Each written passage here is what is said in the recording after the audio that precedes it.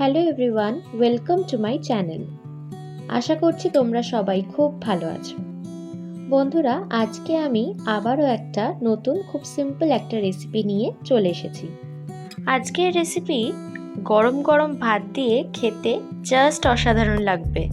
তাহলে চলো বন্ধুরা, আজকের রেসিপির নাম হলো চিংড়ি মাছ দিয়ে কচুর শাক। তাহলে শুরু করা যাক।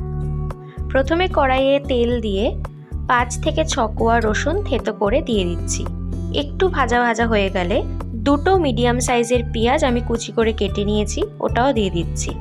দিয়ে ওর মধ্যে দুটো লঙ্কা আমি ভেঙে দিচ্ছি।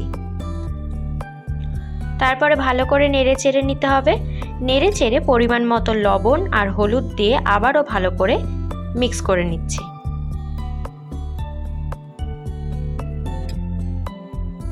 বন্ধুরা, একটু ভাজা ভাজা হলে নুন হলুদ মাখানো চিংড়ি মাছগুলো এর মধ্যে এক এক করে দিয়ে দিচ্ছি।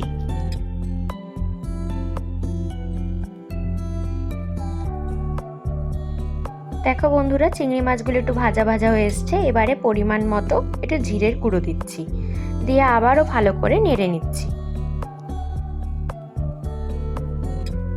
বন্ধুরা, যখন দেখবে মশলাটা একটু কষানো হয়ে এসছে, তখন ভাপানো কচুর শাক আমি দিয়ে দিচ্ছি। বন্ধুরা, আগে থেকে আমি কচুটাকে নুন জলে ভাপিয়ে নিয়েছিলাম। ভাপানোর সময় ওর মধ্যে অল্প করে ছোলা আর বাদামও দিয়ে দিয়েছিলাম, একসাথে সব ভাপিয়ে নিয়েছিলাম। এবারে ভাপানো কচুর শাকটা দেওয়ার পর মিশ্রণটাকে ভালো করে মিক্স করতে হবে। এবারে টেস্টটাকে ব্যালেন্স করার জন্য আমি অল্প করে গুড় ব্যবহার করেছি। দিয়ে ভালো করে মিশ্রণটাকে মিক্স করতে হবে। বন্ধুরা, এই কচুর শাক রান্না করতে গেলে কিন্তু অনেকক্ষণ মিশ্রণটাকে কষাতে হয়, আর এই খুন্তির সাহায্যে বারবার কচুর শাকগুলোকে একটু থেতো করে দিতে হয়।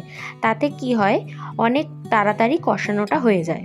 বন্ধুরা, যখনই কষাতে কষাতে দেখবে একটু তেল ছেড়ে আসছে, তখনই বুঝবে যে কচুর শাকটা রেডি।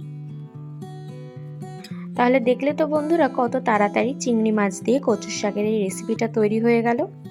তাহলে বন্ধুরা, আজকের রেসিপিটা ভালো লেগে থাকলে please do like and subscribe my channel. Thank you.